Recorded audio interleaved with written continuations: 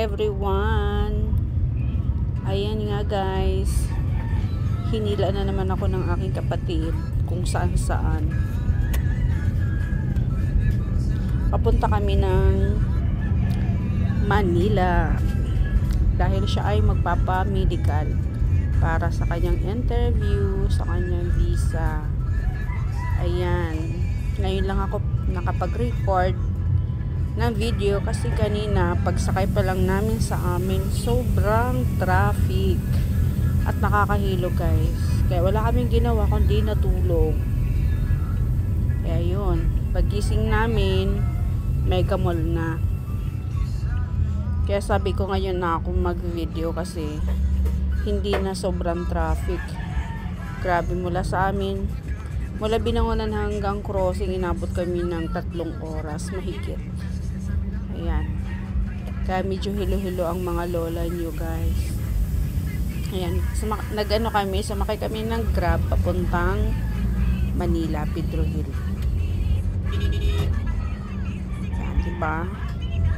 Ang sarap ng ano, ng araw. Natikman mo girl. Maganda yung ano ay, maganda yung weather niya. Hindi siya masyadong mainit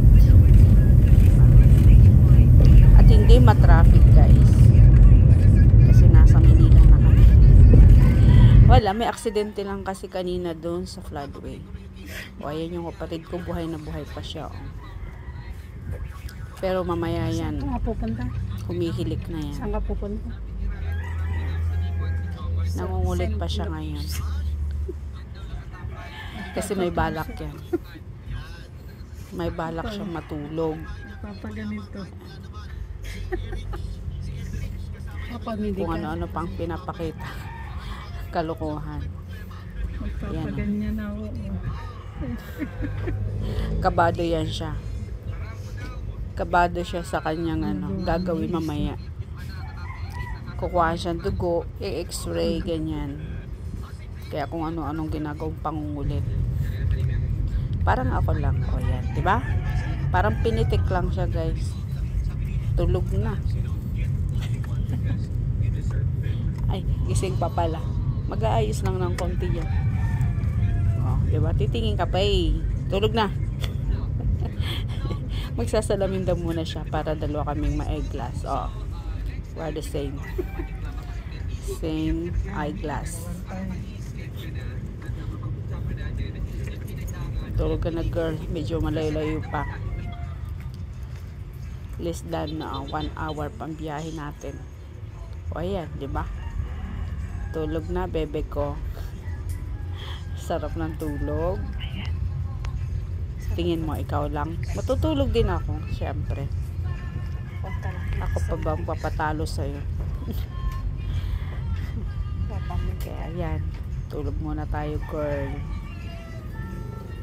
Nakakaingit naman. Ikaw lang natutulog, ako hindi.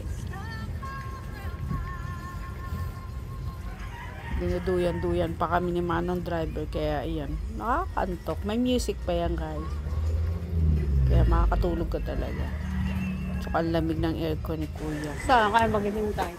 Lamig yung sasakyan. O ayan. Dito na kami sa Pedro Hill, Manila. Saan maghihintay? Papasok na siya guys at maghihintay ako sa kanya ng 3 hours sa labas. Bye-bye. Pasok na girl. Ayan, pauwi na kami niyan guys. Bago kami umuwi, nagpakain muna siya ng hapunan.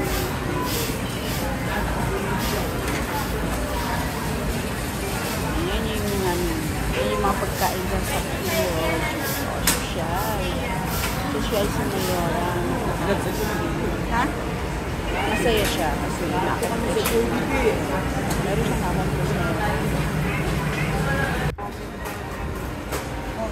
Pero pakain siya.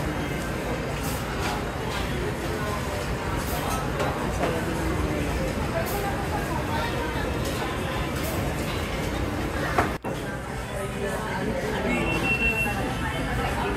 O, yan ang aming dinner.